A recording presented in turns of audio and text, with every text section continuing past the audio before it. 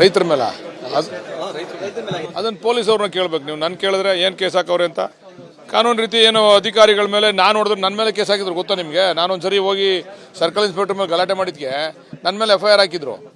ಹಂಗೆ ಅಧಿಕಾರಿಗಳ ಮೇಲೆ ಕೈ ಮಾಡಿದ್ರೆ ಯಾರೇ ಆಗಲಿ ಯಾರು ಕೂಡ ಕಾನೂನಿಗಿಂತ ದೊಡ್ಡವ್ರಲ್ಲ. ಅವ್ರು ಬೇರೆ ರೀತಿಯಲ್ಲಿ ಅವ್ರು ಹೋರಾಟ ಮಾಡಬೇಕು. ಪರ್ಕೆ ತೊಗೊಂಡು ಹೊಡಿಯೋದು, ಚಪ್ಪಲಿ ತೊಗೊಂಡು ಹೊಡಿಯೋದೆಲ್ಲ ಅಧಿಕಾರಿಗಳಿಗೆ ಮಾಡಿದ್ರೆ ನೀವು ಬೇಕಾದ್ರೆ ತಡೆ ನಿಲ್ಲಿಸಿ, ಬೇಕಾದ್ರೆ ಹೊಡೆಯೋದು, ಪರ್ಕೆ ತೊಗೊಂಡು ಓಡಿಸ್ಕೊಂಡು ಹೋಗಿ ಹೊಡೆಯೋದು, ಏನೋ ಮೀಡಿಯಾದಲ್ಲಿ ಬರಲಿ ಅದು ಚೆನ್ನಾಗಿ ಅಂತೇಳಿ ಹೊಡೆಯೋದು ಮಾಡಿದ್ರೆ ಅದು ಕಾನೂನು ರೀತಿ ಕ್ರಮ ತಗೊಂತಾರೆ.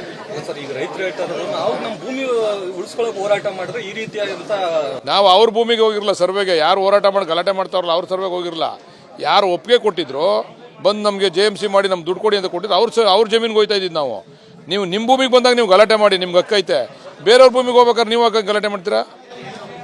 ಈಗ ಯೋಜನೆ ಪರವಾಗಿದ್ದಂತ ರೈತರು ಇನ್ನೊಂದಷ್ಟು ಬೇಡಿಕೆ ಇಡ್ತಾ ಇದ್ದಾರೆ. ಅದು ಅವ್ರಿಗೆ 12 ಕೋಟಿ ಫಿಕ್ಸ್ ಮಾಡಿದ್ದಾರೆ, ನಮಗೂ ಹೆಚ್ಚು ಹಣ ಕೊಡ್ಲಿ ಅಲ್ಲ, ಅದ್ರ ಬಗ್ಗೆ ಕಾನೂನಲ್ಲಿ ಅದನ್ನ ಪರಿಶೀಲನೆ ಮಾಡಿ ಅದು ತೀರ್ಮಾನ ತಗೊಂತೀವಿ.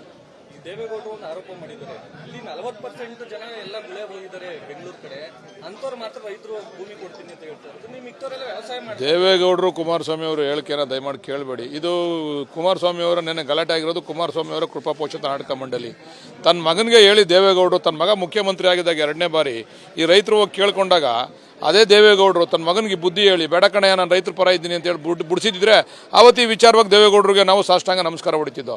ಅವತ್ತು ಇಲ್ಲ ಅವನೇನೋ ಮಾಡ್ತಾನೆ ಹೋಗಿ ಅಂತ ಹೇಳಿ ಕಳಿಸ್ಬಿಟ್ಟು ಇವತ್ತು DK ಶಿವಕುಮಾರ್ ಅವ್ರಿಗೆ ಕೆಟ್ಟ ಹೆಸರು ಬರಲಿ ಅಂತೇಳಿ ಅಪ್ಪ ಮಗ ಇಬ್ಬರು ಸೇರ್ಕೊಂಡು ಮಾಡಿದ್ರೆ ಅದಕ್ಕೆ ಜನ ನೋಡ್ತಾವ್ರೆ ಬಿಡಿ, ತೀರ್ಮಾನ ಮಾಡ್ತಾರೆ ಜನ ಅದನ್ನ. ನಾನು ಅಸೆಂಬ್ಲಿಲೂ ಕೂಡ ಇದನ್ನ ಸ್ಪಷ್ಟವಾಗಿ ಹೇಳಿದ್ದೀನಿ, ಯೋಜನೆ ಕೈ ಬಿಡ್ತೀನಿ ಅಂತ. ಯಾರು ಕುಮಾರಸ್ವಾಮಿ ಈಗ ಆಯ್ತು, ಅಸೆಂಬ್ಲಿಲಿ ಚರ್ಚೆ ಮಾಡಿರೋದನ್ನ ಬರ್ತದಲ್ಲ ಅಸೆಂಬ್ಲಿನಲ್ಲಿ ಅವ್ರ ಕಡೆ ಅವರಲ್ಲ ಚರ್ಚೆ ಮಾಡಕ್ಕೆ ಹೇಳಿ ಅವತ್ತು ಏನೇನು ಮಾತಾಡೋರು ಅಂತ ಹೇಳ್ತೀವಿ ನಾವು.